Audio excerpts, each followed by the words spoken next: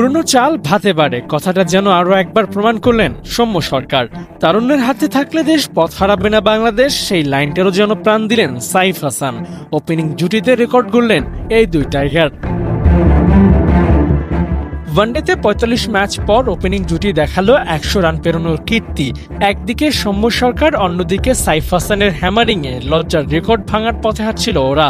৩৭ match পর কোনো opener ওয়ানডেতে শত করার খুব কাছেই দাঁড়িয়েছিলেন, কিন্তু বিধিবাম বড় শট খেলতে গিয়ে সাইফের ফেরার পর সৌম্য হাঁটলেন একই পথে। ২ শতক মিসের ইনিংসে প্রাপ্তির আছে অনেক কিছু।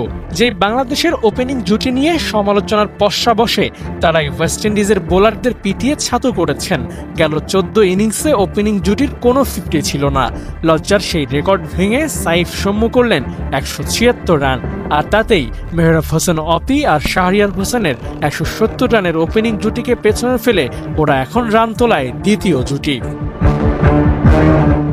৯১ রানের আউট হওয়ার সৌম্যর জন্য শতক পাওয়াটা একটু বেশি জরুরি ছিল। সবশেষ 100-এর দেখা পেয়েছিলেন প্রায় ২ বছর আগে। ২২ মাস আগে নিউজিল্যান্ডের বিপক্ষে ১৬৯ রানের ইনিংসের পর ৩ অঙ্কের ঘর ছুঁয়ে দেখা হয়নি। ৭-৪ আর ছক্কার হালি পুড়িয়ে সরকার হাঁটছিলেন মিরপুরে তার দ্বিতীয় শতকের দিকে, কিন্তু হলো না। টি-20তে ঝলক দেখানো সাইফ ওয়ানডেতে যেন হারিয়ে খুঁজছিলেন নিজেকে। তৃতীয় ওয়ানডেটা মনে রাখার মতো করেই শেষ করলেন। বাউন্ডারি ওভার বাউন্ডারি থেকেই এই ব্যাটার করেছেন ৬০ রান। সিঙ্গেলস ডাবলস খেলে স্ট্রাইক রোটেটের কাজটাও ঠিকঠাক করেছেন। আউট হয়েছেন ৭২ বলে ৮০ রানে। সাইফের এমন কমপ্লিট ব্যাটিং আশা দেখায় টি-20-র মতো ওয়ানডেতেও শাইন করতে পারবেন। দুই টাইগার ওপেনার মিলে হয়তো আরেকটি কাজও করেছেন এদিন।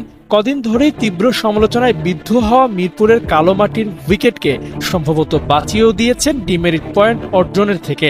তারা দেখিয়েছেন এখানে রান করা যায়, এবং সেটা 100+ স্ট্রাইক রেটেই।